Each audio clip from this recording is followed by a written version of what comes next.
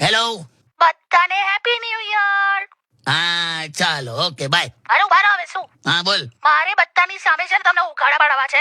Radio છે તારથી થાય કર લે. એવું ફિઝિકલી નહીં કહેતા એ એટલે વાતમાં પાડશે એમ. તો બીજું હું હોય? હલો, હા બોલ. આ માણસ છે ને બિલકુલ હેલ્થ કોન્શિયસ નથી. જો ચાલુ કર્યું. પણ એમને છે ને કાકી સવારે વહેલા ઉઠવાનું કહો. ઉઠી જ જાય છે 6 વાગ્યાના, તારે જો પણ પછી છે ને 8 વાગ્યા સુધી રજાઈની બહાર જ નથી નીકળતા. આવું કેવું લા આમથી આમ રજાઈની અંદર છે ને પડખા ફર્યા કરે. બોલ. આવું બધું કરો છો? અને આમાં શિયાળાના શાસ્ત્ર પ્રમાણે એવું છે. ઓ હેલો, શું શિયાળાનો શાસ્ત્ર એટલે? છે શિયાળાનું શાસ્ત્ર છે? એ તારા વાંચવામાં નહીં આવ્યું હોય પણ છે. લા કાકા હું ચૂપ રહે. શિયાળાના શાસ્ત્ર પ્રમાણે એમ કીધું છે કે 6 વાગે ઉઠ્યા પછી હા 8 વાગ્યા સુધી રજાઈમાં આમથી આમ પડખા ફરવા હા. એ મોર્નિંગ વોક માનવામાં આવશે. આવું કોણ કહે છે? શિયાળાનું શાસ્ત્ર છે. આ બધું ક્યારે બહાર પડે છે? હું તને આપીશ.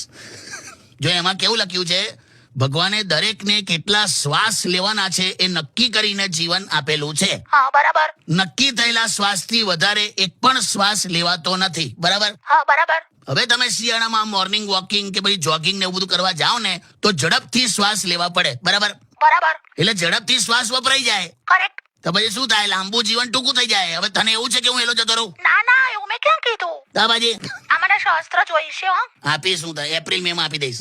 તો લખવું પડશે ને મારે. હલો. આ પતી ગયું, ચાલ હવે મૂકી દે. शाबाश बेटा।